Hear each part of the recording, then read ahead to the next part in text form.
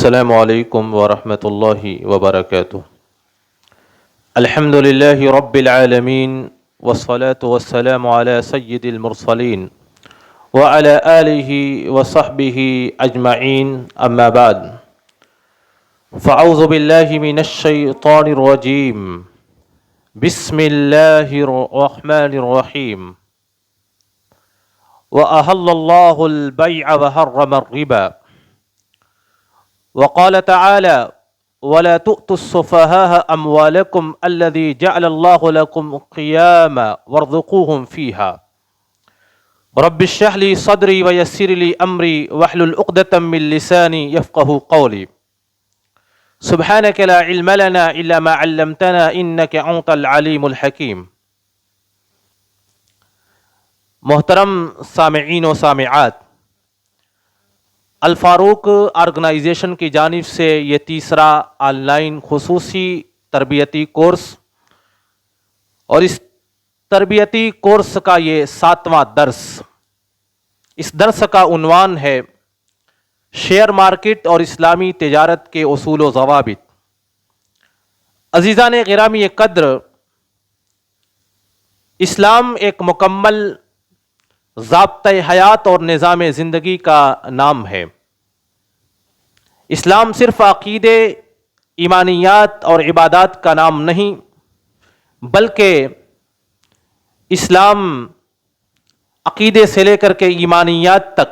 عبادات سے لے کر کے معاملات تک اور معاملات کے تمام شعبہ جات تک اپنی رہنمائی، اپنی تعلیمات پیش کرتا ہے۔ ایک سچے اور پکے مسلمان کی یہ ذمہ داری ہے کہ وہ اسلام کے تمام شعبوں کے مطابق اپنی زندگی کو گزارے۔ اللہ تعالیٰ قرآن مجید کے اندر ارشاد فرماتا ہے، یا ایھا الذین آمنوا ادخلوا فی السلم کافہ، اے ایمان والوں، اسلام کے اندر، اسلام کے تمام مکمل شعبوں کے اوپر عمل پیرا ہو کر کے مکمل طریقے سے اسلام میں داخل ہو جاؤ۔ مذہب اسلام زندگی کے تمام شعبوں میں انسانیت کے لیے اپنی رہنمائی، اپنے واضح احکامات، اپنی تعلیمات پیش کرتا ہے، لیکن فرق یہ ہے کہ مذہب اسلام نے عبادات کی تمام جزوی تفصیلات کو بھی بیان کیا ہے۔ ایک ایک تفصیل کو عبادات سے متعلق، عبادات کے باب میں تمام چیزوں کو بالکل واضح اور کھول کر کے بیان کر دیا، کیونکہ وقت اور حالات کی تبدیلی کے ساتھ عبادات میں کوئی تبدیلی کی گنجائش نہیں۔ عبادت کے وہ طریقے جو نبی کائنات جناب محمد رسول اللہ صلی اللہ علیہ وسلم کے زمانے سے رائج تھے، وہ آج تک رائج ہیں اور قیامت تک رہتی دنیا تک کے لیے عبادات کے وہ طریقے رائج، باقی اور برقرار رہیں گے۔ لیکن عبادات سے معاملات کا مسئلہ ذرا سا فرق ہے۔ معاملات میں اسلام نے، اور خاص طور سے معیشت اور اقتصادیات میں اسلام نے جزوی تفصیلات کو بیان نہیں کیا، بلکہ اقتصادیات اور معاشیات کے اصولوں کو، اس کے قاعدے اور قانون کو اسلام نے متعین اور مخصوص کر دیا اور اس کو واضح طور سے بیان کر دیا، تاکہ وقت اور حالات کی تبدیلی کے ساتھ ساتھ، تجارت کے طریقوں میں تبدیلی کے ساتھ ساتھ، زمانے کی ترقی کے ساتھ ساتھ ایک مسلمان اسلامی اصولوں کو ان تجارت کے طریقہ کار کے اوپر منطبق کرتا رہے اور صحیح اور غلط کی تمیز کرتا رہے۔ نبی کائنات جناب محمد رسول اللہ صلی اللہ علیہ وسلم کے عہد مبارک میں مکہ المکرمہ اور عرب کے اندر تجارت کا جو طریقہ تھا وہ سودی کاروبار کے اوپر مشتمل تھا۔ اکثر لوگ سودی کاروبار کیا کرتے تھے، اکثر لوگوں کا کاروبار سودی لین دین کے اوپر مشتمل ہوا کرتا تھا۔ چنانچہ اللہ تعالیٰ نے قرآن مجید کے اندر جب سود سے متعلق آیات نازل کی تو چونکہ سود کی یہ جڑیں، سودی کاروبار کی یہ جڑیں، بڑے بڑے جو کاروبار کرنے والے، بڑے بڑے جو دکاندار ہوتے تھے، وہ چھوٹے کاروبار کرنے والوں کو تجارت کی چیزیں اور تجارت کا سامان دیتے تھے، اور جیسے ہی ادھار پر دیتے تھے اور جب وہ مدت مکمل ہو جاتی تھی اور اس رقم کی ادائیگی نہیں کی جاتی تھی تو رقم کی مالیت میں سودی اور مدتی سود کا اضافہ کر دیا جاتا تھا۔ ایسے ہی بڑے بڑے مالدار لوگ عرب کے غربا اور غریبوں کے درمیان قرض بانٹتے اور تقسیم کرتے تھے، اور جب قرض کی ادائیگی مکمل نہیں ہوا کرتی تھی اپنے وقت مقررہ کے اوپر تو اس قرض کی مالیت میں اضافہ کر دیا جاتا تھا۔ اس طریقے سے عرب کے یہاں سود کا یہ طریقہ رائج تھا اور جڑیں پکڑ چکا تھا، اور اس کی جڑیں اتنی گہری ہو چکی تھیں کہ اللہ تعالیٰ نے ان جڑوں کو اکھاڑنے کے لیے قرآن مجید کے اندر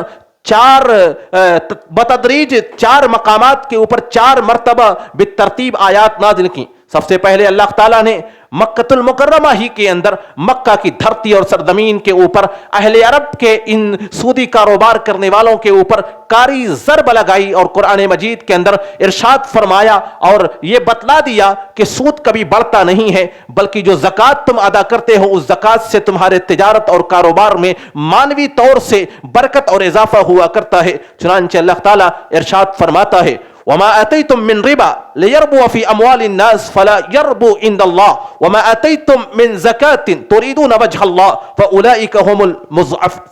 هم المضعفون۔ قرآن مجید کی آیت کریمہ میں اللہ تعالیٰ نے یہ بتلا دیا کہ زکوٰۃ تم ادا کرتے ہو تو اس کے ذریعے سے تمہارے مال میں اضافہ ہوا کرتا ہے، لیکن جو تم ربا دیتے ہو یا لیتے ہو یا تم ہدیہ اور تحفہ دیتے ہو اس کے ذریعے سے مالوں کے اندر اضافہ نہیں ہوتا۔ اس طریقے سے اللہ تعالیٰ نے سود کے اوپر کاری ضرب لگائی۔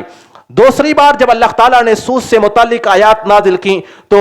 یہود کے جب مظالم کا تذکرہ کیا تو سورۃ النساء کی آیت نمبر 160 اور 161 میں یہود کے جرائم کا، ان کی معصیات کا تذکرہ کیا اور کہا ان معصیات، ان جرائم کی وجہ سے ہم نے ان کے اوپر اپنی نعمتوں کو بند کر دیا تھا۔ فَبِظُلْمٍ مِّنَ الَّذِينَ هَادُوا حَرَّمْنَا عَلَيْهِمْ طَيِّبَاتٍ أُحِلَّتْ لَهُمْ وَبِصَدِّهِمْ عَن سَبِيلِ اللَّهِ كَثِيرًا وَأَخْذِهِمُ الرِّبَا وَقَدْ نُهُوا عَنْهُ وَأَكْلِهِمْ أَمْوَالَ النَّاسِ بِالْبَاطِلِ۔ یہودیوں کے جرائم کا تذکرہ کرتے ہوئے اللہ تعالیٰ ارشاد فرماتا ہے کہ یہودیوں کے ان مظالم کی بنیاد پر ہم نے ان کے اوپر اپنی نعمتوں کو، اپنی پاکیزہ چیزوں کو بھی حرام کر دیا تھا، چونکہ وہ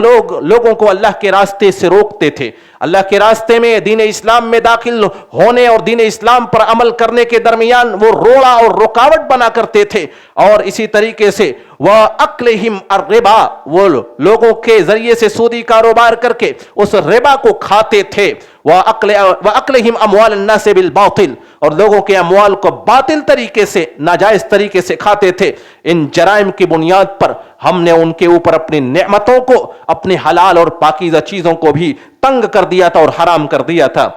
سود کی حرمت کے اوپر تیسری آیت کریمہ، سود کی قباحت کے اوپر تیسری آیت کریمہ اللہ تعالیٰ نے سورہ آل عمران کے اندر نازل کی، اور سود کی ایک خاص قسم جو قرض کی صورت میں دیا جاتا ہے اور مدت میں اس قرض کو ادا نہ کرنے کی صورت میں مدتی سود میں اضافہ ہوتا رہتا ہے، اللہ تعالیٰ نے سود کی اس خاص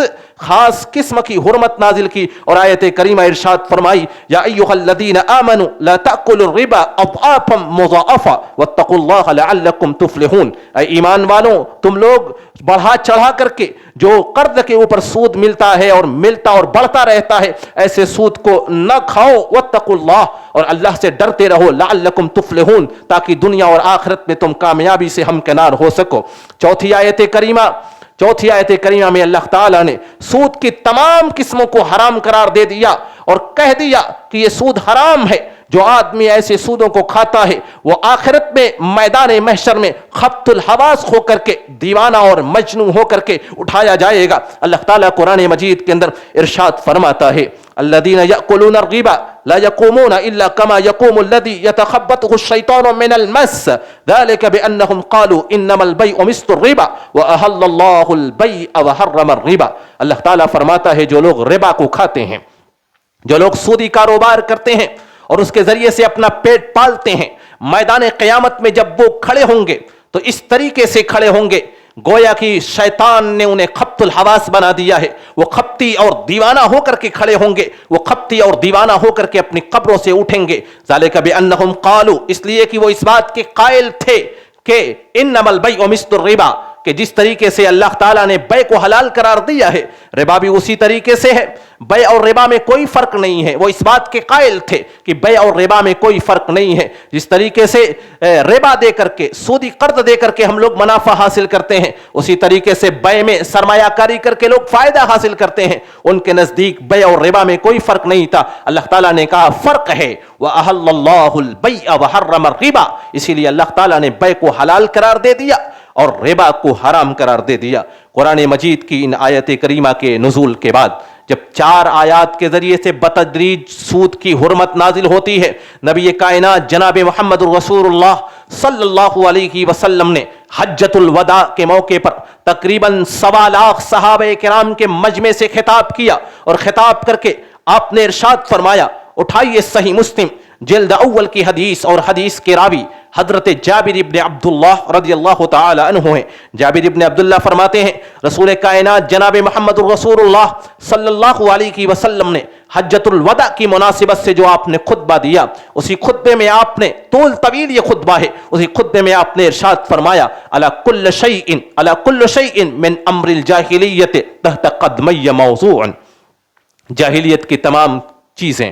میرے پاؤں کے نیچے، میرے پاؤں کی جوتی ہے، میرے پاؤں کی ٹھوکر میں ہے، میں اسے پاؤں کے نیچے رکھتا ہوں۔ پھر آپ نے ارشاد فرمایا کہ وَإِنَّ دِمَاءَ الْجَاهِلِيَّةِ مَوْضُوعًا، جاہلیت کے تمام خون، تمام قتل کو میں معاف کر رہا ہوں، اور سب سے پہلا قتل وَإِنَّ أَوَّلَ دَمٍ أَضَعُ مِن دِمَائِنَا دَمَ ابْنِ رَبِيعَةَ بْنِ الْحَارِثِ ابْنِ عَبْدِ الْمُطَّلِبِ، سب سے پہلا خون جو میں معاف کرتا ہوں وہ حارث ابن ربیعہ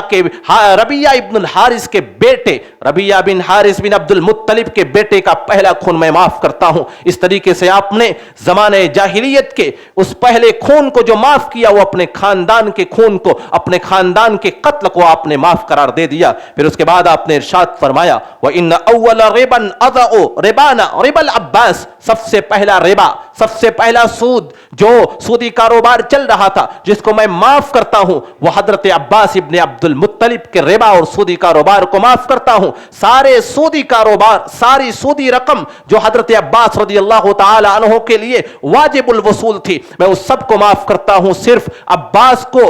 جن لوگوں نے عباس رضی اللہ تعالی عنہ سے سودی قرض لیا ہے، وہ صرف رأس المال، اصل قرض کو ادا کریں گے، سود کا جو بھی رقم بنتی ہوگی اس رقم کو وہ ادا نہیں کریں گے۔ اس طریقے سے رسول پاک صلی اللہ علیہ وسلم نے حجۃ الوداع کے اس موقع سے زمانے جاہلیت کے سودی کاروبار کو آپ نے ختم کر دیا۔ حضرت خالد بن الولید کے بارے میں مفسرین نے لکھا ہے کہ حضرت خالد بن الولید اور حضرت عباس رضی اللہ تعالی عنہ مل کر کے بنو ثقیف کے ساتھ سودی کاروبار کرتے تھے، وہ سودی قرض دیا کرتے تھے، اور اس سود اور قرض سے جو سودی رقم حاصل ہوتی تھی اس سے اپنا گزر بسر کیا کرتے تھے۔ جب اللہ کے رسول صلی اللہ علیہ وسلم کے اوپر سود کی حرمت کی آیات نازل ہوتی ہیں تو سارے لوگوں نے، حضرت عباس نے اور حضرت خالد بن الولید نے اپنے سودی قرض کو معاف کر دیا، صرف رأس المال کو حاصل کیا۔ بہرحال جب زمانے جاہلیت کے اس معاشرتی ناسور کو جب ختم کیا گیا تو اللہ تعالیٰ نے قرآن مجید کے اندر اس کا ایک الٹرنیٹیو، سود کا ایک الٹرنیٹیو اور ایک بدل تجارت، کاروبار اور سرمایہ کاری کی صورت میں دیا کہ جب سود حرام ہوا تو اس کا ایک بدل اللہ تعالیٰ نے قرآن مجید کے اندر کہا اور فرمایا وَأَحَلَّ اللَّهُ الْبَيْعَ، اللہ تعالیٰ نے بے کو حلال قرار دیا ہے، اب تم بے، تجارت اور کاروبار کر سکتے ہو، تم سرمایہ کاری کر سکتے ہو۔ چنانچہ اللہ تعالیٰ نے قرآن مجید کے اندر بہت سارے مقامات کے اوپر تجارت کرنے کا، کاروبار کرنے کا، سرمایہ کاری کرنے کا، انویسٹمنٹ کرنے کا حکم دیا ہے، اور اللہ تعالیٰ نے اشارے میں یہ بات کہہ دیا کہ اپنے مال کو سرمایہ کاری کرو، اپنے مال کو کے ذریعے سے تم انویسٹمنٹ کرو۔ چنانچہ اللہ تعالیٰ نے ایک مقام کے اوپر ایک خاص حالات کے اندر آپ نے ارشاد فرمایا وَلَا تُؤْتُوا السُّفَهَاءَ أَمْوَالَكُمْ الَّذِي جَعَلَ اللَّهُ لَكُمْ قِيَامًا وَارْزُقُوهُمْ فِيهَا، کہا کہ وہ یتیم بچے جو تمہاری زیر نگرانی پرورش پا رہے ہیں، اگر وہ بلوغت کی عمر کو پہنچ جائیں، سن رشد و ہدایت کو پہنچ جائیں، تو ان کے والدین کا مال جو تمہارے ہاتھوں میں تھا، ان مالوں کو ان یتیم بچوں کی بلوغت کے بعد، سن رشد کے بعد تم انہیں ادا کر دیا کرو، تم انہیں دے دیا کرو۔ لیکن وَلَا تُؤْتُوا السُّفَهَاءَ أَمْوَالَكُمْ، لیکن اگر وہ یتیم بچے کم عقل ہیں، نادان ہیں، ذہنی طور سے مجبور اور معذور ہیں، تو ان کا مال انہیں نہ ادا کیا کرو۔ الذی جعل اللہ لکم قیاما، کیونکہ مال زندگی کا وہ سہارا ہوا کرتا ہے، زندگی کا پلر ہے، زندگی کا وہ کھمبا ہے۔ وارزقوہم فیہا، اور اس مال کے ذریعے سے تم ان کو رزق دیا کرو، ان کے کھانے اور پینے کا، ان کی زندگی گزارنے کا بندوبست کیا کرو۔ قرآن مجید کی آیت کریمہ میں اللہ تعالیٰ نے سرمایہ کاری اور انویسٹمنٹ کی جانب اشارہ کیا ہے۔ چنانچہ امام رازی نے اپنی تفسیر کے اندر اور مفسرین نے اپنی تفسیر کے اندر لکھا ہوا ہے کہ اللہ تعالیٰ نے اس آیت کریمہ میں وَارْزُقُوهُمْ فِيهَا کہا ہے، वर्ज़क़ूहुम मिन्हा नहीं कहा कि वो माल जो उनके वालिदैन छोड़ करके इस दुनिया से रुखसत हुए हैं, उस माल से उन यतीम बच्चों को, उन माजूर ज़हन के अफराद बच्चों, माजूर ज़हन के हामिल बच्चों को तुम खिलाते रहो, क्योंकि अगर उस माल से निकाल करके खिलाते रहोगे तो वो जो कैपिटल होगा, वो जो रासुल माल होगा, वो धीरे धीरे फना हो जाएगा, वो खत्म हो जाएगा, और इस तरीके से वो बच्चे एक दिन वो गरीब हो जाएंगे, एक दिन वो बेमाल के हो जाएंगे, एक दिन वो फकीर हो जाएंगे, फक्र फाका करने पर मजबूर हो जाएंगे। लिहाजा वर्ज़क़ूहुम फीहा, कुरान ने कहा उसमें तिजारत करो, उसमें इन्वेस्टमेंट करो, उसमें सरमायाकारी करो, उस माल के अंदर इजाफा करते रहो, और जो माल में इजाफा हो, जो सरमायाकारी के जरिए से, तिजारत के जरिए से नफा हासिल हो, उस नफे के जरिए से तुम उसको खिलाओ और पिलाओ। अगर तुमने रासुल माल से उनको खिलाना और पिलाना शुरू किया, उसमें इन्वेस्टमेंट नहीं किया, उसमें सरमायाकारी नहीं की, तो एक दिन वो माल खत्म हो जाएगा। इस तरीके से शरीयत इस्लामिया ने जहां एक तरफ रिबा को, सूदी कारोबार को हराम करार दिया, दूसरी तरफ शरीयत इस्लामिया ने इन्वेस्टमेंट करने और सरमायाकारी करने की तरगीब दी। चुनांचे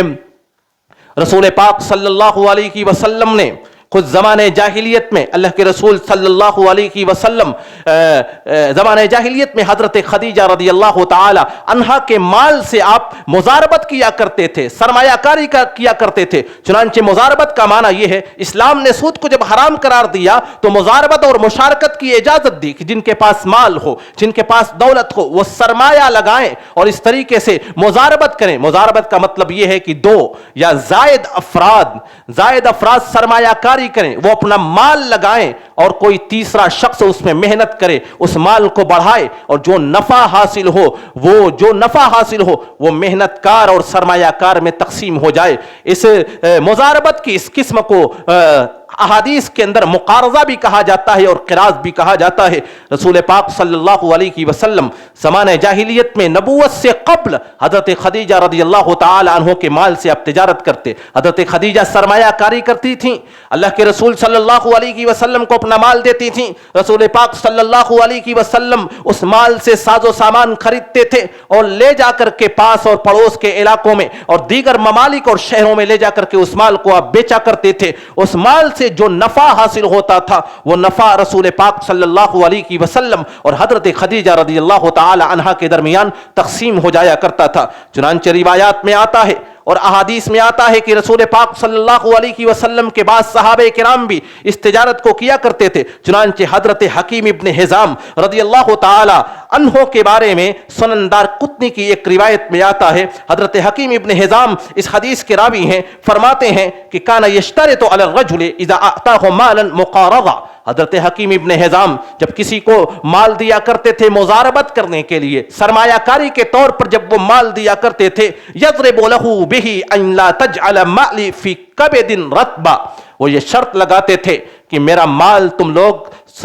किसी जानवर की खरीदो फरोख्त में सरमायाकारी न करना। वला तहमिलहु फी बहरिन, मेरा माल जो खरीदना, मेरे सरमाए से, मेरे कैपिटल से जो माल खरीदना तिजारत और कारोबार के लिए, उसको समंदर के रास्ते से लेकर के न जाना। वला तंजिल बिही फी बत्न मसीनिन, और उस माल को लेकर के, मेरे सरमाए और मेरे दौलत को लेकर के किसी वादी के अंदर क़याम न करना, क्योंकि इन तीनों सूरतों में माल के ज़ाय होने का इम्कान था। तो हजरत हकीम इब्न हिज़ाम जब मुज़ारबत किया करते थे तो वो ये शर्त लगाते थे। इस हदीस से साबित होता है कि मुज़ारबत सहाबे किराम रिज़वानुल्लाहि अलैहिम अजमईन भी मुज़ारबत किया करते थे और इस तरीके से मुज़ारबत करके वो माल और दौलत हासिल किया करते थे और उस पर अपना गुजारा करते थे। इमाम मालिक रहमतुल्लाहि अलैहि ने अपनी मुअत्ता मालिक के अंदर हजरत असलम मौला उमर रज़ियल्लाहु ताला अन्हु की रिवायत से एक वाक़या नकल किया है। हजरत उमर इब्न खत्ताब रज़ियल्लाहु ताला अन्हु के दो बेटे हजरत अब्दुल्लाह इब्न उमर और हजरत उबैदुल्लाह इब्न उमर एक गज़वे में शरीक होने के लिए, गज़वे नहावंद में शरीक होने के लिए जाते हैं। इस गज़वे से वापसी के मौके पर इराक के शहर बसरा में उनकी मुलाकात हजरत अबू मूसा अशअरी रज़ियल्लाहु ताला अन्हु से होती है। हजरत अबू मूसा अशअरी ने इरादा यह किया कि जो बैतुल माल की जो रकम है वो हजरत अब्दुल्लाह इब्न उमर और हजरत उबैदुल्लाह इब्न उमर के जरिए से वो मदीनतुल मुनव्वरा भेज दी जाए, अमीरुल मोमिनीन के पास भेज दी जाए। चुनांचे उस माल को उन्होंने हजरत अब्दुल्लाह इब्न उमर और उबैदुल्लाह इब्न उमर के हाथों अमीरुल मोमिनीन के हवाले करने का और बैतुल माल में भेजने का इरादा किया। उन्होंने दोनों को बुलवाया और कहा कि ये माल मैं तुम्हें दे रहा हूं, लेकिन तुम्हें फायदे की एक चीज बताता हूं, इस माल को तुम लोग यहां से साजो सामान खरीद लो, इस माल से तुम लोग यहां से साजो सामान खरीदो और माल को ले जाकर के मदीनतुल मुनव्वरा में बेच दो, और ऐसा सामान खरीदना जो मदीने में बिके और अच्छी कीमत में बिके, उसको ले जाकर के मदीने में बेच दो, और जो असल कैपिटल है, जो असल सरमाया है, जो दौलत मैं तुम्हें दे रहा हूं, वो ले जाकर के हजरत उमर इब्न खत्ताब के हवाले कर दो, और जो नफा हासिल हो तुम अपने पास रख लो। जब हजरत अब्दुल्लाह इब्न उमर और हजरत उबैदुल्लाह इब्न उमर उस माल से साजो सामान खरीदते हैं, खरीदने के बाद उसको लेकर के मदीनतुल मुनव्वरा जाते हैं, मदीना जाने के बाद उस साजो सामान को बेचा, उससे जो नफा हासिल हुआ उस नफे को उन्होंने अपने पास रख लिया, और जो असल माल था उसको हजरत उमर इब्न खत्ताब रदियल्लाहु ताला अन्हु के हवाले किया। अमीरुल मोमिनीन हजरत उमर ने सवाल किया, उनको हकीकत मालूम हो गई थी, उन्होंने कहा कि असल माल, असल कैपिटल, असल सरमाया मुझे दो और नफा भी तो मुझे दो। वहीं पर एक सहाबी हजरत अब्दुर्रहमान इब्न औफ बैठे हुए थे, उन्होंने कहा कि इस माल को हम, इस तिजारत को हम मुजारबत मान लेते हैं, कि इन्होंने जो तिजारत की है उसको मुजारबत मान लिया जाए, असल माल बैतुल माल में दाखिल कर दिया जाए, और जो नफा होगा उस नफे को दो हिस्सों में तकसीम कर दिया जाए, एक हिस्सा बैतुल माल में और बकिया हिस्सा जो आधा हिस्सा होगा वो हजरत अब्दुल्लाह इब्न उमर और हजरत उबैदुल्लाह इब्न उमर को दे दिया जाएगा। इस तरीके से सहाबे किराम रिज़वानुल्लाहि अलैहिम अजमईन के दरमियान तिजारत का ये तरीका राइज था। तिजारत के तरीकों में से एक तरीका, सरमायाकारी के तरीकों में से एक तरीका मुशारकत भी है, जिसका मतलब होता है कि दो या जायद अफराद सरमायाकारी करें, अपनी दौलत लगाएं, अपना माल लगाएं, और यही लोग, सारे लोग मिल करके मेहनत भी करें, उसमें तिजारत भी करें, और जो नफा हासिल हो सरमायाकारी के तनासुब से और मेहनत के तनासुब से अपना अपना नफा तकसीम कर लें, इसको मुशारकत भी कहा जाता है। तरक्की के इस दौर में साइंस और टेक्नोलॉजी ने जब तरक्की की, मुशारकत और मुजारबत के ये तरीके बहुत ही मशहूर और मारूफ और मुतदाविल हुए। चुनांचे जब साइंस और टेक्नोलॉजी ने तरक्की की, दुनिया इंटरनेट के जरिए से चलने लगी, तो शेयर मार्केट का क़याम अमल में आता है, और शेयर मार्केट का क़याम जब अमल में आता है और उसके जरिए से कंपनियों के शेयर खरीदे और बेचे जाने लगे, तो कंपनियां शेयर मार्केट और स्टॉक एक्सचेंज पर लिस्टेड होने लगी, और जो भी कंपनी स्टॉक एक्सचेंज के ऊपर, एनएससी के ऊपर या बीएसई के ऊपर लिस्टेड होती थी, उन कंपनियों के असासों को छोटे छोटे टुकड़ों में बांट दिया जाता था, ताकि उन टुकड़ों के ऊपर, उन टुकड़ों को सारे लोग खरीद सकें, अपनी शराकत हासिल करें, अपनी हिस्सेदारी हासिल करें और शेयर होल्डर बन जाएं। स्टॉक एक्सचेंज का ये तरीका और स्टॉक एक्सचेंज की ये मार्केट, शेयर मार्केट दुनिया के तमाम मुल्कों में मौजूद है। आज के जमानों में ये इस कदर मुअस्सिर हो चुकी है कि अगर ये जरा सी डाउन हो जाए तो पूरे मुल्क की, पूरे इलाके की, पूरे मुल्क की मईशत हिचकोले खाने लगती है। इसका असर पूरे मुल्क पर होने लगता है और पूरे आलम के ऊपर होने लगता है। बहरहाल हर मुल्क की अपनी अपनी स्टॉक एक्सचेंज है, जिनमें कंपनियां लिस्टेड होती हैं और उन कंपनियों के शेयर की खरीदो फरोख्त की जाती है। तो स्टॉक एक्सचेंज एक इदारा है, एक ऐसी तंजीम है जिसके जरिए से कंपनियां अपने शेयर को खरीदती और बेचती हैं। चुनांचे हिंदुस्तान के अंदर भी स्टॉक एक्सचेंज का अमल बहुत पहले वजूद में आया, लेकिन जब इंटरनेट और सोशल मीडिया का वजूद आया, मुतदावल और मारूफ हुए, और तो इस तरीके कार को काफी शोहरत मिली और काफी लोग इसमें हिस्सा लेने लगे। तो स्टॉक एक्सचेंज के जरिए से जो कंपनियां लिस्टेड होती हैं, उनमें शराकत, उनमें हिस्सेदारी, उनमें इन्वेस्टमेंट करने के लिए और उनके शेयर को खरीदने के लिए एक ऐप डाउनलोड करना होता है। वो कंपनी, वो ब्रोकर जो नामजद हो स्टॉक एक्सचेंज में, एनएससी में या बीएससी में, उस ब्रोकर का ऐप डाउनलोड करके अपने तमाम जरूरी कागजात को अपलोड करना पड़ता है, और अपलोड करके फिर उसमें अपना डीमैट अकाउंट बनवाना पड़ता है, और डीमैट अकाउंट के जरिए से कंपनियों को सेलेक्ट करके अपने शेयर की खरीदारी अमल में लाई जाती है। तो जिस शख्स का डीमैट अकाउंट होता है, जिस शख्स के जरूरी दस्तावेज स्टॉक एक्सचेंज या किसी ऐप के ऊपर डाउनलोड और अपलोड होकर के वो उनके लिए खाता खुल जाता है, तो बस उसी के लिए मुमकिन होता है कि वो शेयर की खरीदारी कर सकें। तो स्टॉक एक्सचेंज के जरिए से शेयर की खरीदारी उसी वक्त मुमकिन है जबकि आपके पास डीमैट अकाउंट हो, किसी ब्रोकर का, किसी ऐप का, جیسے آج کے اس دور میں معروف ہے اینجل من ہے, زیرودھا ہے, اپ اسٹاکس ہے, اس طریقے کے بہت سارے ایپ موجود ہیں. بہرحال میں کسی کی رائے اور مشورہ نہیں دیتا کہ کس ایپ کو آپ استعمال کریں گے. تو اسٹاک ایکسچینج میں جو کمپنیاں لسٹڈ ہوتی ہیں ان کو خریدنے, ان کے شیئر کو خریدنے کا اسلامی طریقہ کیا ہوتا ہے؟ شریعت اسلامیہ کے اصول اور ضوابط کی روشنی میں جو کمپنیاں اسٹاک ایکسچینج کے اوپر اور شیئر مارکیٹ کے اوپر لسٹڈ ہوتی ہیں ان کی خریداری کے لیے چند احتیاطی چیزیں ہیں. کمپنیوں کا خارج میں وجود ہو, حقیقت میں زمینی سطح کے اوپر اس کمپنی کا وجود ہو. ایسا نہ ہو کہ وہ کمپنی صرف کاغذ کے اوپر ہو, صرف پیپر کے اوپر ہو, بلکہ اس کا خارج میں زمینی سطح کے اوپر اس کا وجود ضروری ہے. کمپنی کے اثاثے ساز و سامان کی صورت میں موجود ہوں, صرف نقد کی صورت میں موجود نہ ہوں. تیسری شرط یہ ہے کہ کمپنی کا کاروبار حلال ہو. اسی کمپنی کا شیئر خریدنا جائز ہوگا جس کمپنی کا کاروبار حلال ہو. وہ کمپنی جوا کا کام, وہ کمپنی شراب کا کاروبار, وہ کمپنی الکوہل بنانے کا, وہ کمپنی فلم انڈسٹری میں اپنے پیسے لگانے کا کام نہ کرتی ہو. وہ کمپنی شوگر بنانے کا, چینی بنانے کا کام نہ کرتی ہو, کیونکہ شوگر کے گنے اور اس کے بھوسے سے زیادہ تر الکوہل بنایا جاتا ہے اور شراب بنائی جاتی ہے. اور شوگر بنانے والی اکثر کمپنیوں کا جو نفع ہوتا ہے وہ شوگر سے کہیں زیادہ شراب سے وہ لوگ منافع حاصل کرتے ہیں. اسی لیے شوگر بنانے والی کمپنیوں کے شیئر کو خریدنا جائز نہیں ہوگا. ایسی کمپنی کا شیئر خریدا جائے جس کا کاروبار سود کے اوپر مبنی نہ ہو. وہ کمپنی سودی کاروبار نہ کرتی ہو. وہ کمپنی مروجہ فائنینس کا اور انشورنس کا کام نہ کرتی ہو. وہ کمپنی مروجہ بینک کا کام نہ کرتی ہو. ایسی کمپنی کا شیئر خریدا جائے جو کمپنی سودی قرض سے, لون سے اپنے کاروبار کو رن نہ کرتی ہو. وہ کمپنی بینک کو لون نہ دیتی ہو نہ لیتی ہو, نہ سودی کاروبار کرتی ہو, نہ سودی نفع حاصل کرتی ہو, نہ سودی نفع دیتی ہو. اس طریقے سے, کیونکہ شریعت اسلامیہ میں ربا حرام ہے. ایسی کمپنیوں کی تلاش کے لیے آج کے اس دور میں مختلف قسم کے اسلامک ایپس کا وجود ہو چکا ہے. چنانچہ بعض اسلامک ایپس جو موجود ہیں آج کے اس زمانے میں, ان میں سے ایک ایپ ہے اسلامکلی. اسلامکلی ایک ایسا ایپ ہے جو کمپنیوں کے شریعہ کمپلائنٹ کمپنیوں کو فلٹر کر کے آپ کے سامنے پیش کر دیتا ہے. دوسرا ایپ ہے مصفہ. یہ بھی شریعہ کمپلائنٹ کمپنیوں کے شیئر کو اور ان کے اسٹاک کو آپ کے سامنے فلٹر کر کے دے دیتا ہے اور اسکین کر کے دے دیتا ہے. تیسرا ایپ ہے اسلامک اسٹاکس. اسلامک اسٹاکس ابھی شریعہ کمپلائنٹ اسٹاکس کو آپ کے سامنے اسکین کر کے اور فلٹر کر کے آپ کے سامنے دے دیتا ہے. لیکن یہ جتنے سارے ایپ آج کے اس زمانے میں موجود ہیں وہ سارے ایپ ان علماء کے اقوال کے مطابق چلتے ہیں اور ان کے موقف کے مطابق جو اس بات کے قائل ہیں کہ اگر کمپنی کا کاروبار 33% سے کم, اگر کمپنی کا کاروبار 33% سے کم حرام کام پر مشتمل ہو اور 33% سے کم وہ حرام نفع حاصل کرتا ہو تو ایسی کمپنی کا شیئر لینا جائز ہے.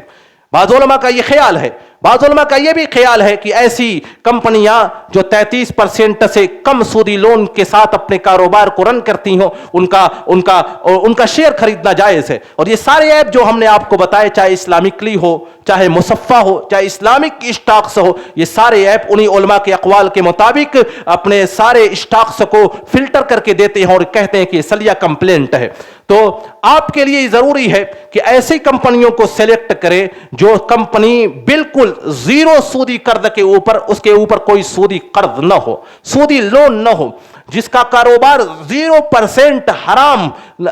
جو 0% 1% بھی سودی کاروبار اور حرام کام نہ کرتی ہو. اور اس کے لیے میں آپ کو رائے دوں گا کہ اسلامک اسٹاکس کی ایک سیٹنگ ہے تقوی کی سیٹنگ.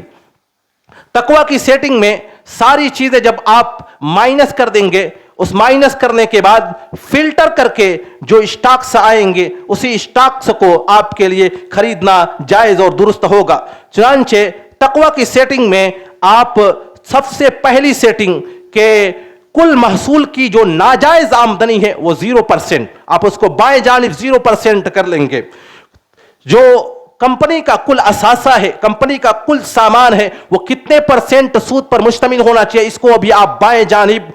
0 के ऊपर कर देंगे। इस तरीके से जब आप तकवा की ये सेटिंग कर लेंगे, तकवा की सेटिंग के बाद, इस्लामिक स्टॉक्स की तकवा की सेटिंग के बाद जो स्टॉक्स फिल्टर होकर के सामने आएंगे, उन्हीं कंपनियों के अंदर आपके लिए इन्वेस्टमेंट करना और उन्हीं कंपनियों के शेयर को खरीदना आपके लिए जायज और दुरुस्त होगा। कंपनियों के इंतखाब के बाद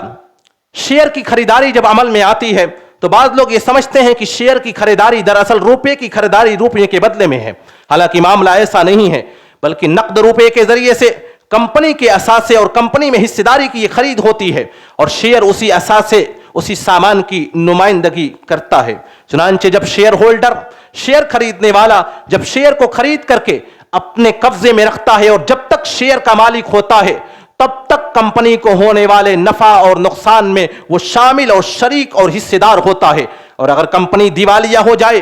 कंपनी तबाह बर्बाद हो जाए, तो कंपनी के असासा में हिस्सेदारी और उसके साथ सामान में हिस्सेदारी तनासुब के हिसाब से हासिल करने की का हकदार होता है। चुनांचे एक रिवायत, सही मुस्लिम की एक रिवायत, रसूल पाक सल्लल्लाहु अलैहि वसल्लम के एक सहाबी हजरत अबू सईद खुदरी रदी अल्लाह तआला अन्हु इस हदीस के रावी हैं। हजरत अबू सईद खुदरी फरमाते हैं कि रसूल पाक सल्लल्लाहु अलैहि वसल्लम के ज़माने में एक सहाबी ने कुछ फल खरीदा, फ़कसुर दैनुहु, उनका कर्ज बहुत ज़्यादा हो गया। जब कर्ज ज़्यादा हुआ और इतना कर्ज हो गया कि सारे कर्ज खा लोग, कर्ज का मुतालबा करने वाले लोग इकट्ठा हुए। अल्लाह के रसूल सल्लल्लाहु अलैहि वसल्लम ने सहाबा से कहा इन पर सदका करो। जब सदका किया सहाबे किराम ने,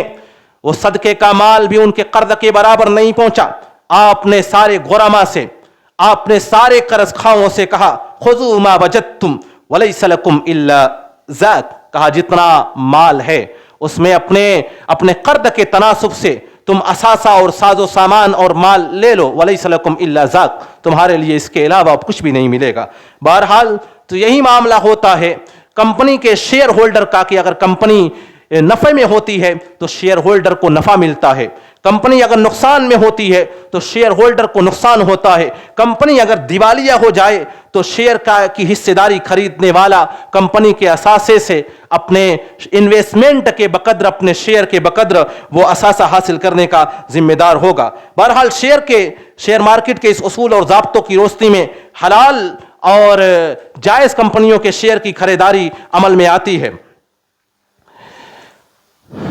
बहुत सारे लोग ऐसे हैं जो शेयर मार्केट से जब शेयर खरीदते हैं, मुकम्मल कब्जा भी नहीं होता,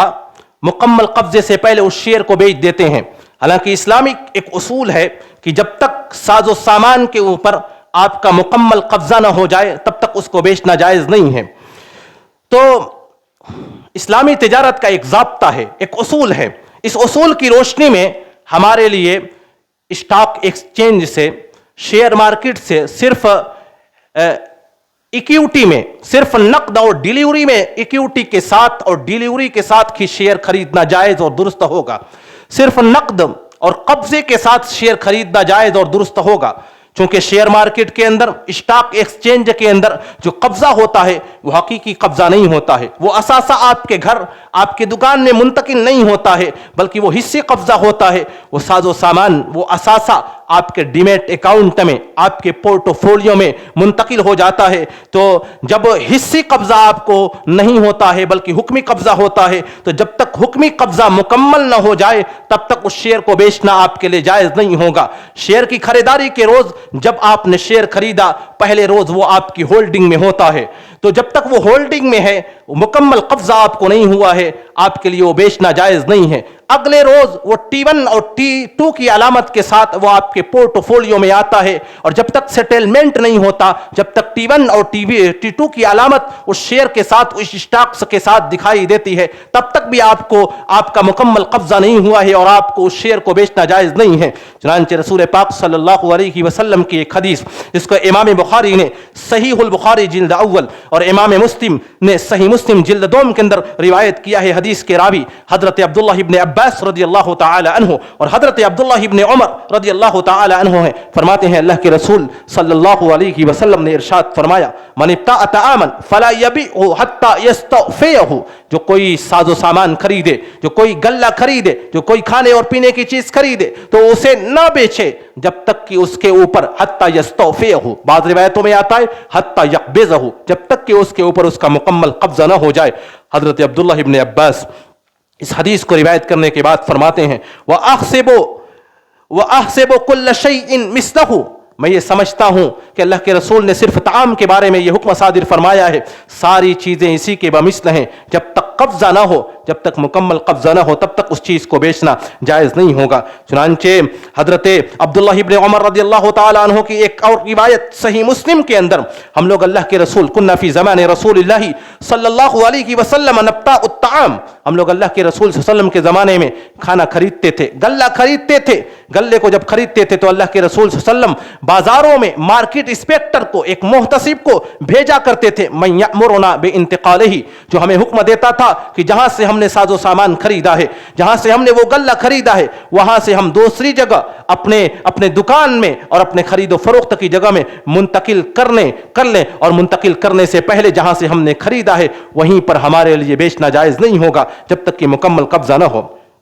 بلکہ بعض روایتوں میں آتا ہے کہ اللہ کے رسول صلی اللہ علیہ وسلم کے زمانے میں جب ہم لوگ غلہ اور غلے کا ڈھیر خریدتے تھے اور اسی جگہ پر بیچنا شروع کر دیتے تھے مکمل قبضہ کرنے سے پہلے، اس کو منتقل کرنے سے پہلے، تو اللہ کے رسول صلی اللہ علیہ وسلم کے زمانے میں ہمیں کوڑوں سے مارا جاتا تھا، ہمارے اوپر ایسے لوگوں کو بھیجا جاتا جو کوڑے برساتے تھے۔ تو لہٰذا ان احادیث سے یہ معلوم ہوتا ہے کہ جب تک کہ مکمل قبضہ نہ ہو جائے، جب تک شیئر ہولڈنگ میں ہے، جب تک شیئر آپ کے پورٹ فولیو میں T1 کے ساتھ ہے، جب تک آپ کا مکمل قبضہ نہیں ہوا ہے تب تک اس شیئر کو بیچنا آپ کے لیے جائز اور درست نہیں ہوگا۔ چنانچہ ان احادیث کی روشنی میں جو ہم نے بیان کی ہیں کہ جب تک مکمل قبضہ حاصل نہ ہو جائے تب تک شیئر کو بیچنا جائز نہیں ہوگا،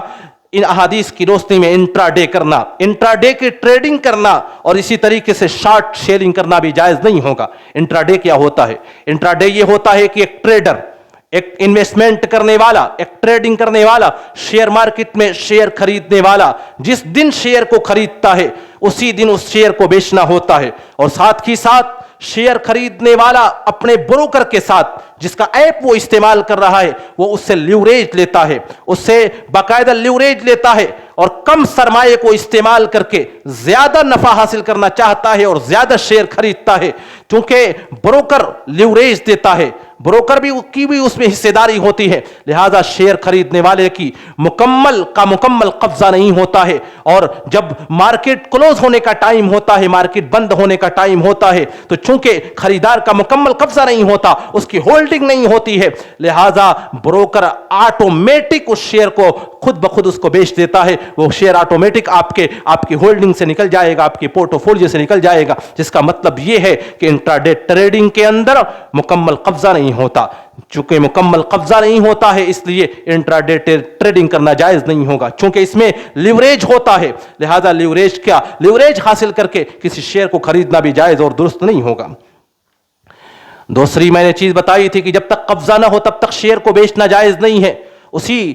پیرائے بیان میں نے کہا تھا کہ شارٹ سیلنگ کرنا بھی جائز نہیں ہوگا۔ شارٹ سیلنگ کا مطلب یہ ہوتا ہے کہ پہلے آپ قیمت جب زیادہ ہو تو آپ خریدنے سے پہلے آپ بیچ دیں، وہ چیز آپ کی ملکیت نہیں ہے، وہ شیئر آپ کے ہولڈنگ میں، آپ کے پورٹ فولیو میں بھی نہیں ہے، اس شیئر کے، اس اسٹاک کے آپ مالک بھی نہیں ہیں، اس سے پہلے آپ نے اس شیئر کو بیچ دیا ہے، پھر اس کے بعد جب قیمت گھٹتی ہے تب آپ نے خریدا ہے۔ رسول پاک صلی اللہ علیہ وسلم نے ایسی بیع سے منع کیا ہے، یہ بیع غیر مملوک ہے۔ حکیم ابن حزام رضی اللہ تعالی عنہ کی ایک روایت سنن ترمذی کے اندر، وہ اللہ کے رسول صلی اللہ علیہ وسلم کے پاس آتے ہیں اور اللہ کے رسول صلی اللہ علیہ وسلم سے سوالات کرتے ہیں کہ اللہ کے رسول صلی اللہ علیہ وسلم میں اس طریقے سے تجارت کرتا ہوں، آپ نے کہا ولا تبع ما لیس عندک، جو چیز آپ کی ملکیت نہیں ہے، جو چیز آپ کی نہیں ہے، جس چیز کے آپ مالک نہیں ہیں، جو چیز آپ کے قبضے میں نہیں ہے، ولا تبع، تم اس کو بیچا نہ کرو، تم اس کی بیع نہ کیا کرو۔ اس طریقے سے اللہ کے رسول صلی اللہ علیہ وسلم کی احادیث کی روشنی میں انٹرا ڈے کرنا اور شارٹ سیلنگ کرنا جائز نہیں ہے۔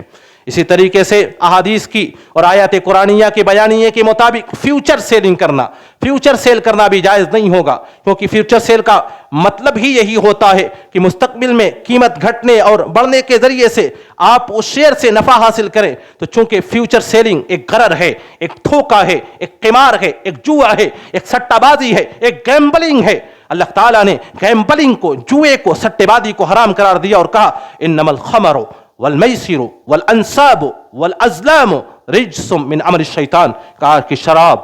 جوا اور پاسے کے یہ تیر اور یہ بت، یہ سارے ناپاک عمل ہیں، ان سارے کاموں کو کرنا ایک ناپاک عمل ہے، فاجتنبوہ، ایسے اعمال سے تم بچو۔ تو فیوچر سیلنگ کرنا بھی ایک سٹہ ہے، ایک جوا ہے، فیوچر سیلنگ کرنا بھی اسلام میں جائز نہیں ہے۔ اسی طریقے سے ایک سیلنگ آتی ہے آپشن کی۔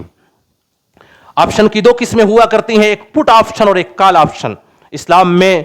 میرے پاس وقت بہت مختصر ہے، اسلام میں پٹ آپشن کرنا اور کال آپشن کرنا بھی جائز نہیں ہے، کیونکہ اس میں بھی غرر ہے، اس میں بھی دھوکہ ہے، یہ بھی سٹہ کی ایک قسم ہے، یہ بھی جوئے کی ایک قسم ہے، یہ بھی گیمبلنگ ہے، اور اللہ تعالیٰ نے قمار اور جوئے اور گیمبلنگ سے سختی کے ساتھ منع کیا ہے۔ بہرحال یہ چند باتیں تھیں۔ تو خلاصہ کلام یہ ہے کہ شیئر مارکیٹ کے اندر، اسٹاک ایکسچینج کے اندر اگر کوئی حصہ داری لیتا ہے، کوئی شیئر خریدتا ہے، کوئی انویسٹمنٹ کرتا ہے، تو اس کے لیے ضروری یہ ہے کہ سب سے پہلے وہ کمپنی کو شریعہ کمپلائنٹ کے دائرے میں اس کو چیک کرے، تلاش کرے، اور وہی کمپنی، اسی کمپنی کے شیئر کو خریدے جو شریعہ کمپلائنٹ ہوں، جس کا 0% ڈیپٹ پہ کام کرتی ہو، جس کا کاروبار 0% حرام پر ہو، یعنی وہ 1% بھی، ایک حصہ بھی اس میں حرام کاروبار اور حرام مال شامل نہ ہو، وہ 1% بھی حرام کام نہ کرتی ہو، ایسی کمپنی کا شیئر خریدیں، اور شیئر صرف ایکویٹی میں، صرف نقد میں اور ڈیلیوری میں خریدے، اور ڈیلیوری کے بعد ہولڈنگ میں جب تک شیئر ہے، جب تک T1 کے ساتھ آپ کے پورٹ فولیو میں ہے، آپ کے لیے اس شیئر کو بیچنا جائز نہیں ہوگا، کیونکہ مکمل قبضہ نہیں ہوا ہے۔ بہرحال یہ چند باتیں تھیں، ان باتوں کو سیکھنا ایک مسلمان کے لیے جو شیئر مارکیٹ کرتا ہے، جو تجارت و کاروبار کرتا ہے، جو انویسٹمنٹ کرتا ہے، جو سرمایہ کاری کرتا ہے، ان ساری چیزوں کو سیکھنا اور اسلامی نقطۂ نظر اور اسلامی اصولوں کو جاننا ضروری ہے۔ حضرت عمر ابن خطاب رضی اللہ تعالیٰ عنہ کا ایک قول امام ترمذی نے سنن ترمذی کے اندر نقل کیا ہے۔ حضرت عمر فرمایا کرتے تھے لا یبع فی سوقنا الا من تفقہ فی الدین، ہمارے بازار میں بیچنے کے لیے وہ نہ آئے، وہ شخص نہ آئے جس کے پاس دین کی فقہ نہیں ہے، جس کے پاس تجارت کے اصول اور ضابطوں کا علم نہیں ہے، وہ ہمارے بازاروں کے اندر تجارت کرنے کے لیے نہ آئے، کیونکہ ایسا شخص اگر آئے گا تو ظاہر سی بات ہے اسے تجارت و کاروبار کا، اسے شریعت کے احکامات کا، اسے لین اور دین کا علم نہیں ہے، وہ خود بھی حرام کھائے گا اور دوسروں کے ساتھ بھی حرام کام کرے گا اور حرام تجارت کر بیٹھے گا۔ اسی لیے 13ویں صدی ہجری کے مشہور ایک عالم دین، ایک مالکی عالم دین محمد بن احمد الرہونی نے اپنے شیخ کے حوالے سے لکھا ہے کہ مرکو اور مراکش کے بازاروں میں ان کے زمانے میں محتسب، مارکیٹ انسپیکٹر گردش کیا کرتے تھے، دورہ کیا کرتے تھے، اور تجارت کرنے والوں کی دکانوں پر جا کر کے پوچھتے تھے، ان سے اسلامی احکامات پوچھتے تھے، اسلامی تجارت کے اصول اور ضابطے ان سے معلومات کرتے تھے، اور ان سے پوچھتے تھے کہ تمہارے ان سامان میں سود کب ہوگا، کس طریقے سے تم تجارت کرو گے تو یہ کاروبار سودی ہو جائے گا، اور کس طریقے سے تم تجارت کرو گے تو یہ کاروبار سود سے محفوظ رہے گا۔ اگر وہ اسلامی احکامات کو بتا دیتا تھا تو اسے تجارت و کاروبار کرنے کی اجازت دیتے تھے۔ اگر وہ اسلامی احکامات کو، سود سے بچنے کے طریقوں کو اور اسلامی اصول تجارت کو اگر وہ بیان نہیں کر پاتا تھا تو انہیں مار کر کے دکانوں سے اور بازاروں سے ہٹا دیا جاتا تھا، اور یہ کہا جاتا تھا کہ اگر ایسے آدمی تجارت و کاروبار کرنے لگ جائیں تو یہ خود بھی حرام کھائیں گے اور دوسروں کو بھی حرام کھلائیں گے۔ لہذا جو لوگ بھی شیئر مارکیٹ میں، اسٹاک ایکسچینج کے ذریعے سے شیئر کی خریداری کرتے ہیں، ان کی یہ ذمہ داری ہے کہ ان سارے شریعت کے نقطۂ نظر کے مطابق اپنی ٹریڈنگ کریں۔ اللہ تعالیٰ سے دعا ہے کہ الہ العالمین تو ہمیں حلال طریقے سے مال کمانے کی توفیق عنایت فرما اور حرام طریقوں سے بچنے کی توفیق دے، آمین۔ وآخر دعوانا ان الحمد للہ رب العالمین، والسلام علیکم ورحمۃ اللہ وبرکاتہ۔